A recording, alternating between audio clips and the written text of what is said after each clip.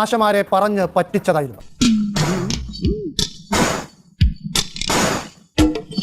കേന്ദ്രമന്ത്രി സുരേഷ് ഗോപി കേന്ദ്ര ആരോഗ്യമന്ത്രി JP നദ്ദയുമായി ഒരു ചർച്ച നടത്തിയിരുന്നു. അവസാന ശ്വാസം വരെ പോരാടി തോക്കുന്ന ജയിച്ചതിന് തുല്യമാണ്. ആ ചർച്ചയ്ക്ക് പിന്നാലെ സുരേഷ് ഗോപി മാധ്യമങ്ങൾക്ക് കേന്ദ്രം കൊടുത്ത പണത്തിന്റെ കണക്ക്, കാരണം അപ്പോൾ 2024-25 സാമ്പത്തിക വർഷത്തിൽ നേരത്തെ ബജറ്റിൽ പറഞ്ഞിരുന്നതിനേക്കാൾ കൂടുതൽ തുക സംസ്ഥാനത്തിന് NHM കൊടുത്തുവെന്നും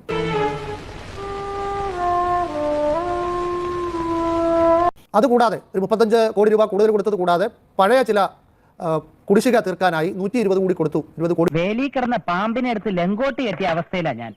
ആ കുറിപ്പിലെ കണക്കിലേക്ക് കടക്കാതെ ആരോഗ്യമന്ത്രി അത് കൊടുത്ത മാധ്യമങ്ങളെ മുഴുവൻ അന്ന് അധിക്ഷേപിച്ചു. ഞാനൊരു പാവമാ, എന്നെ അനാവശ്യമായി തെറ്റിദ്ധരിക്കരുത്. പക്ഷെ തൊട്ടു പിന്നാലെ സുരേഷ് ഗോപി ആ വാർത്താക്കുറിപ്പ് താൻ മാധ്യമങ്ങൾക്ക് കൊടുത്തതാണെന്നും കാര്യങ്ങൾ എങ്ങനെയായ സ്ഥിതിക്ക് ചക്കനൊന്ന് സ്ട്രോങ് ആവണം, ഞങ്ങൾ നിന്റെ കൂടെ ഉണ്ടാവും. ഞാൻ പ്രധാനമന്ത്രിയെ കാണണമെന്ന് പറഞ്ഞപ്പോൾ പ്രധാനമന്ത്രിയാണ് വിളിച്ചു പറഞ്ഞ് നേരെ നഡ്ഡ എടുത്ത് പോകും, സംസാരിക്കും, അദ്ദേഹം ചില കാര്യങ്ങൾ ധരിപ്പിക്കും, അത് പത്രക്കാരെ അറിയിക്കുക എന്ന് പറഞ്ഞു. ഞാൻ അങ്ങനെ പത്രക്കാരെ ഒന്നും വിളിച്ച് കാണുന്ന ആളല്ല.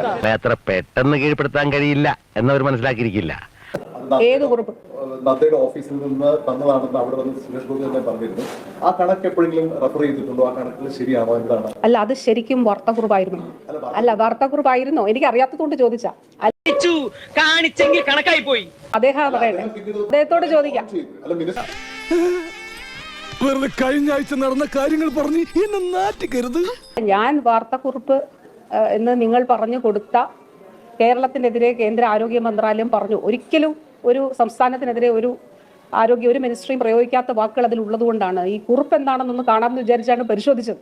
ഓഹോ, അപ്പോ നിങ്ങൾ എല്ലാവരും ആണ് അത് റിപ്പോർട്ട് ചെയ്തിട്ടുണ്ടോ? എനിക്ക് അറിഞ്ഞുകൂടാ. റിപ്പോർട്ട് ചെയ്തിട്ടുണ്ടാവും അല്ലേ?